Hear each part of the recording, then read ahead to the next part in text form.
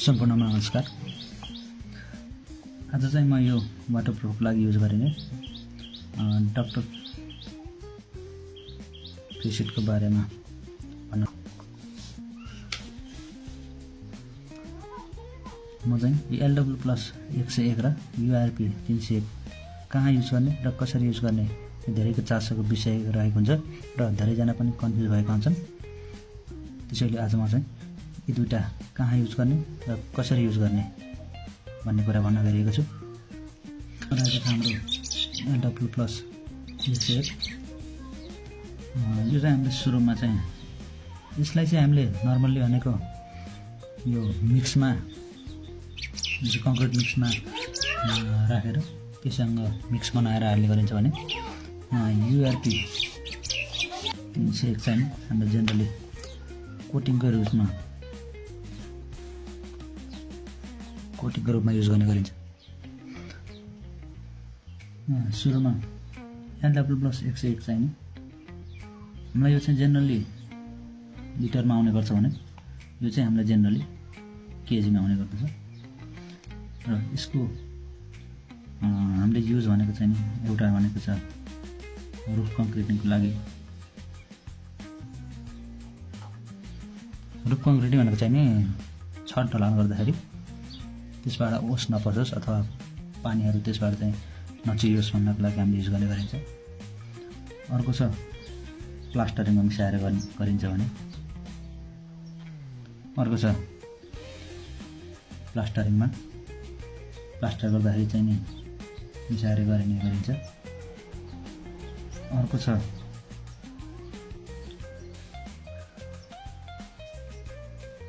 Returning wall बनाउँदाखेरि। अर्को रहेको छ एक्सटर्नल अथवा आउटर प्लास्टर लाइनिङ। यो भनेको चाहिँ नि बाहिरी घरको बाहिरी भागमा प्लास्टर गर्दाखेरि युज गर्ने गरिन्छ। अर्को छ ब्रिक मेसनरी।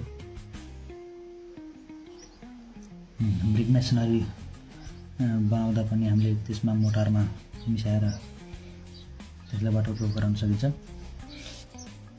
र के काम गर्छ त कसरी काम गर्छ भन्ने कुरा भन्न गइरहेको छु। सुरुमा चाहिँ कङ्क्रिटलाई चाहिँ वाटरप्रुफ गराउने गर्दछ।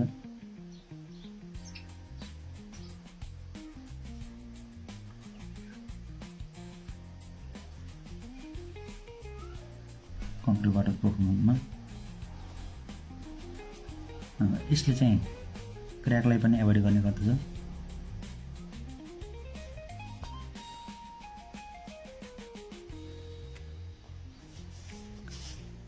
कङ्क्रिटलाई क्र्याक हुनबाट जोगाउँछ। अर्को छ हामीले RCC गरिदिँदाखेरि जुन हामीले सरिया राखिन्छ अथवा स्टिल युज गरिन्छ त्यसलाई पनि कोरोजन हुनबाट जोगाउँछ।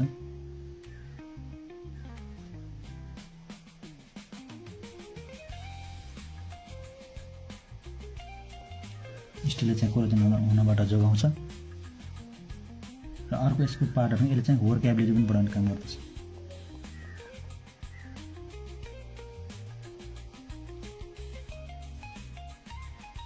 वर्केबिलिटी चाहिँ यसले इम्प्रुभ गर्ने गर्दछ।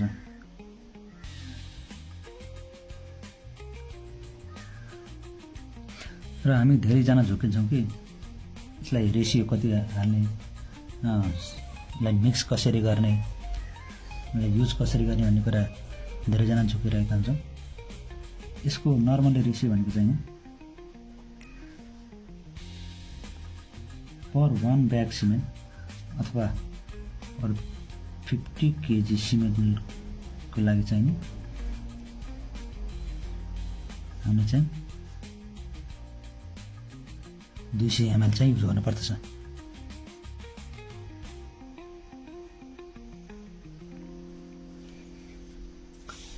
हाम्रो एक बोरा सिमेन्ट हाल्नुको चाहिँ 50 केजी हुन्छ र 50 केजी सिमेन्ट युज गर्दा चाहिँ 200 ml चाहिँ हामीले त्यसमा मिसाउनु पर्यो। त्यो कङ्क्रिटमा मिसाएर चाहिँ हामीले कङ्क्रिटको काम गर्नु पर्यो, कङ्क्रिटको अथवा प्लास्टरको।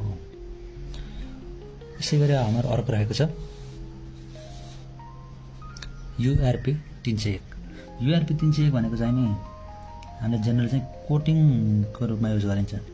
जस्तै LW+ 101 चाहिँ नि हामीले जुन त्यो कङ्क्रिटमा अथवा मोटरमा मिक्स गरिन्छ भने URP 301 चाहिँ नि हामीले कोटिङको रूपमा स्लरी बनाएर चाहिँ हामीले कोटिङ गरिन्छ। जस्तै यसको मेन युज भनेको हामीले ड्याम प्रुफ कोर्सको लागि युज गरिन्छ, DPC को लागि अथवा DPC बनाउँदाखेरि। अर्को छ हाम्रो ट्यारेसलाई कोटिङ गर्ने बेलामा युज गरिन्छ। अर्को छ बाथरुम कोटिङको युजमा।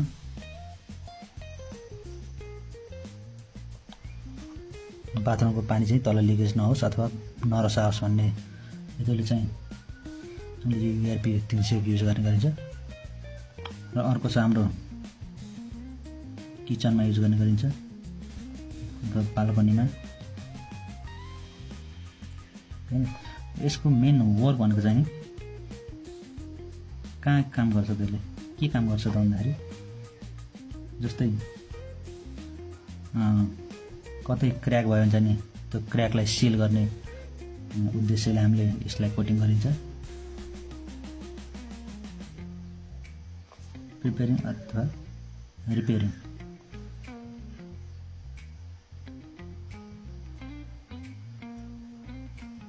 जस्तै छत ढलन गर्यो त्यसमा हामीले क्र्याक देख्यो भने चाहिँ नि यो URP 301 को कोटिङ बनाएर अथवा स्लरी बनाएर चाहिँ अनि त्यो क्र्याकमा राखिदिनु पर्दछ।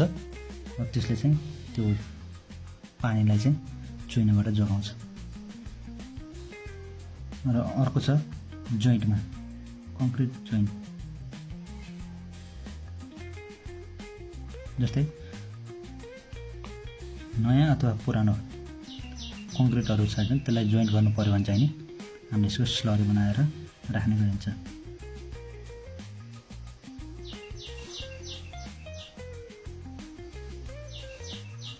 यसको रेसियो भनेको चाहिँ नि 1:1.5 रहेको छ। यो भनेको चाहिँ नि 1 kg URP 301 मा चाहिँ 1.5 kg सिमेन्ट मिसाउने र त्यसलाई राम्रोसँग मिक्स गरेर यसको स्लरी बनाउने। अनि त्यसपछि हामीले कोटिङ गरिदिनु पर्छ। र कोटिङ गर्दा चाहिँ सुरुमा होरिजेन्टल कोटिङ गर्नु पर्यो र त्यसलाई हामीले 24 घण्टासम्म छोडिदिनु पर्यो। र 24 घण्टापछि चाहिँ फेरि डबल कोटिङ गर्नु पर्यो। र डबल कोटिङ गर्दा चाहिँ सुरुमा होरिजेन्टल गरिएको थियो भने सेकेन्डमा चाहिँ भर्टिकली गर्नु पर्यो। र कोटिङ गर्दा चाहिँ हामीले त्यही स्लरी बनाएर चाहिँ ब्रसको युज गरेर हामीले कोटिङ गर्न सकिन्छ। अर्को कुरा भनेको हामीले जुन क्र्याक रिपेयरिङ भनिएको छ, क्र्याक रिपेयरिङ गर्दा चाहिँ जस्तै हामीले अब ढलन सकेपछि चाहिँ नि स्मल लाइन हेयर क्र्याकहरू त्यहाँ आउने गर्दछ। र त्यो क्र्याकलाई रिपेयर गर्नलाई चाहिँ नि सुरुमा त्यो क्र्याकलाई हल्का छिनोबाट फोरेर अलि ठुलो गराउने र त्यसमा चाहिँ यसको स्लरी बनाएर चाहिँ हामीले यसलाई युज गर्न सकिन्छ।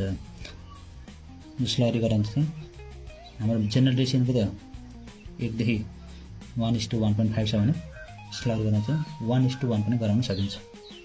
वाटर प्रुफिङ गर्दा चाहिँ URP 301 लाई चाहिँ यो कङ्क्रिटहरूमा नमिसाउने, किन यसको छुट्टै रिजल्ट आउँछ भने यसको छुट्टै रिजल्ट आउँछ। समरीमा भन्नुपर्दा LW+ 101 चाहिँ हामीले जनरली कङ्क्रिटमै त्यसमा मिसाएर गरिन्छ भने URP 301 लाई चाहिँ हामीले कोटिङको रूपमा युज गर्ने गरिन्छ। अर्को भन्न छुट्याएको छ यहाँ चाहिँ अब जस्तै वाटर ट्याङ्क बनाउँदाखेरि अथवा सेफ्टी ट्याङ्क सेफ्टी ट्याङ्क बनाउँदा हामीले धेरै युज गरिरहेका हुन्छौँ। जस्तै LW101 चाहिँ कङ्क्रिटमा मिसाउने।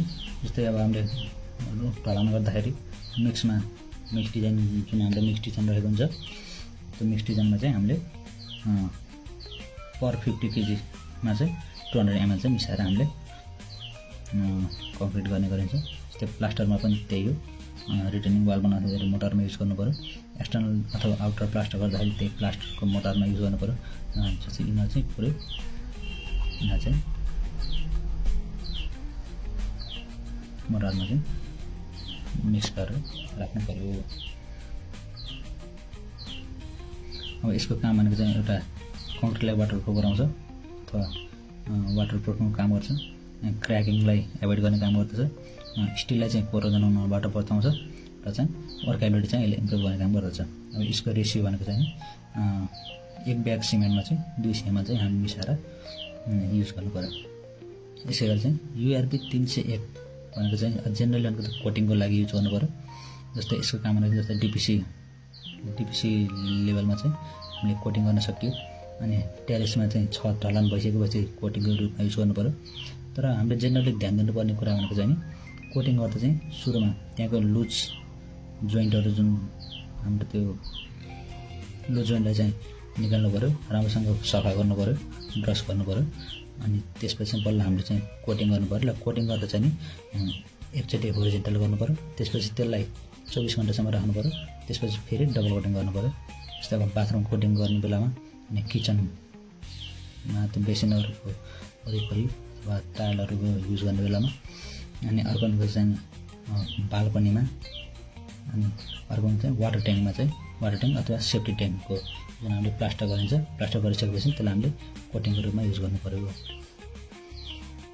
अब यसको काम भनेको चाहिँ नि एउटा त क्र्याक भइसकेको क्र्याकलाई चाहिँ हामीले रिपेयर गर्नको लागि, त्यसबाट पानी नछिरोस् भन्नको लागि, अर्को चाहिँ नि जस्तो फुटेका कङ्क्रिट हुन्छ अथवा त्यसलाई चाहिँ जोइन्ट गराउनु पर्यो भने त्यसको स्लरी बनाएर हामीले बिचमा हाल्नु पर्यो। अर्को भनेको चाहिँ यसको रेसियो भनेको चाहिँ 1:1.5 1 kg URP 301 चाहिँ 1.5 kg सिमेन्टमा स्लरी बनाएर चाहिँ कोटिङ गर्नु पर्यो। कोटिङ गर्दा चाहिँ सुरुमा होरिजेन्टल कोटिङ गऱ्यो भने चाहिँ त्यसलाई 24 घण्टामा राख्नु पर्यो र त्यसपछि फेरि भर्टिकल गर्नु पर्यो। यी दुईटाको डिफरेन्स चाहिँ यही नै रहेको छ। कहाँ युज गर्ने र कसरी युज गर्ने भन्ने कुरा चाहिँ हामीले भनिसक्यौँ। यति भन्दै अन्य थप जिज्ञासा छन् भने चाहिँ तपाईँले कमेन्ट गर्न सक्नुहुन्छ। हस्त धन्यवाद।